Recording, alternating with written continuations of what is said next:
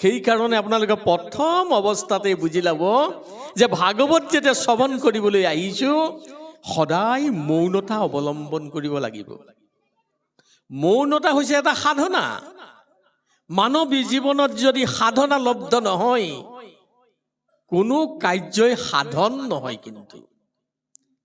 আৰু সেই কাৰণে ভাগৱত শ্ৰৱণ কৰিবলৈ আহোঁতে সদায় মৌনতা অৱলম্বন কৰিব লাগিব। তেতিয়াহে ভাগৱতৰ তত্ত্ব হৃদয়ংগম হ'ব।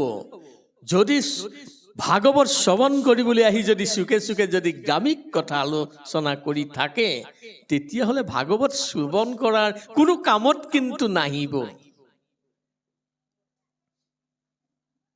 এই কাৰণেই প্ৰথমতে ক'ব বিচাৰিছোঁ যে ভাগৱতৰ ইমান অৰ্মিত আছে, ইয়াৰ তত্ত্বখিনি হৃদয়ংগম ভালদৰে কৰিব লাগিব।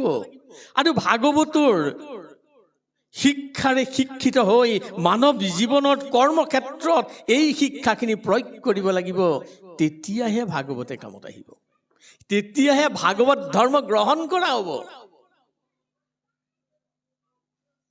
আমি ভাগৱতৰ ভিতৰত কি আছে তাক যদি বিচাৰ কৰি চাওঁ, পণ্ডিত মণ্ডলী আমাক জানিব দিছে যে ভাগৱতৰ ভিতৰত কি আছে আখৰটোৱেই কৈছে।